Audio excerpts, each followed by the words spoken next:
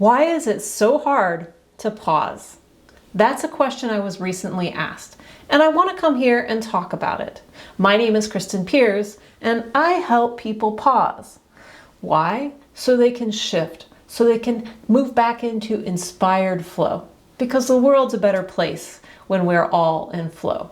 So back to, why is it hard to pause? Well, let me show you here.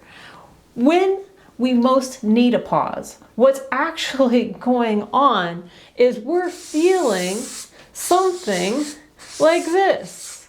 Like, oh my gosh, so much is going on. Oh, there's stress, right? That's how we feel. There's so much going on. And we have to keep rushing. We have to keep pushing. And even if we're not getting the results we want, we have to keep pushing.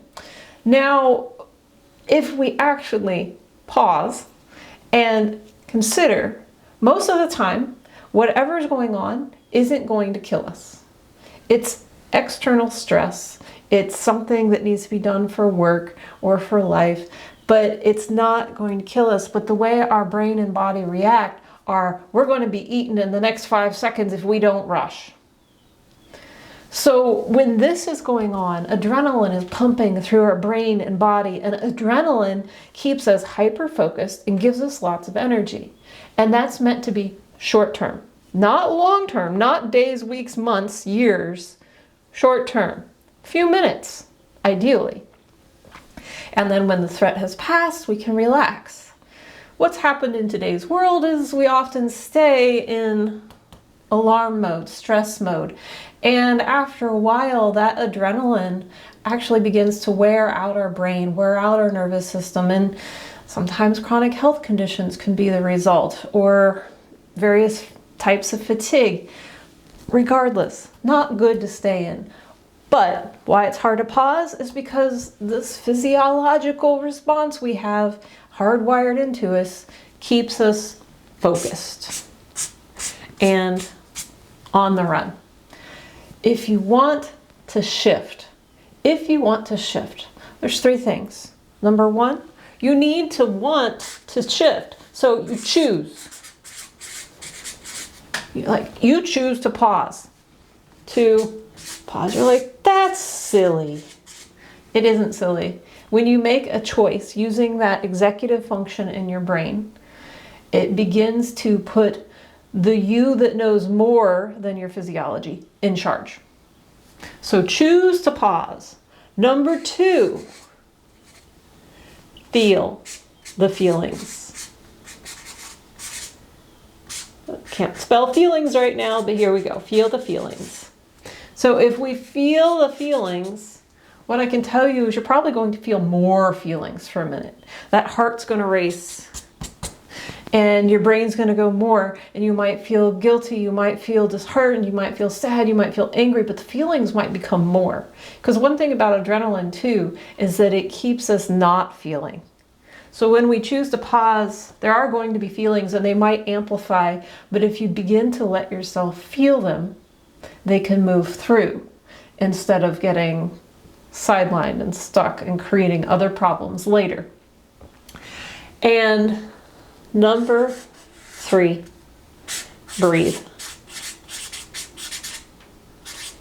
Now, you could say, I'm going to start with choosing to pause, skip the feelings, and just breathe. That's okay. I just want to acknowledge the feelings. That's why I put them in number 2. But breathe. It is your breath that ultimately controls how fast your body and your brain are moving. So if you begin to deepen your breath and slow your breath, this will change. What we're aiming for, so I've shown you where you're at when you're not pausing. Let's just take a look at where you want to be. Let's see.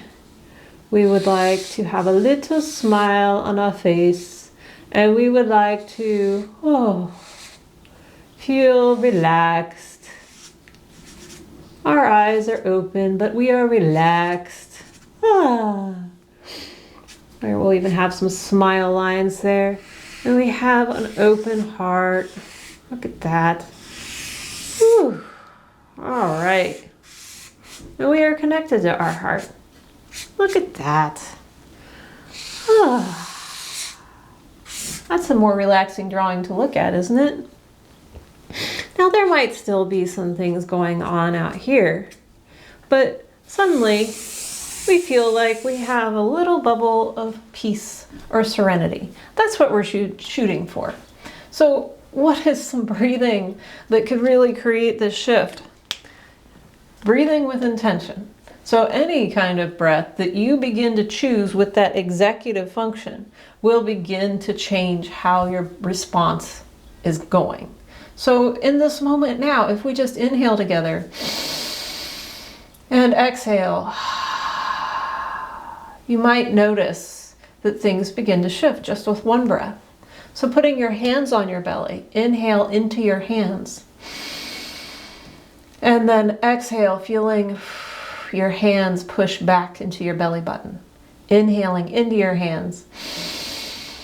Exhaling. And you'll begin to notice that hyper-awareness drops and drops and drops. The more you do this, the more you practice this, the better your brain and body get at not getting sucked into all the things happening in life.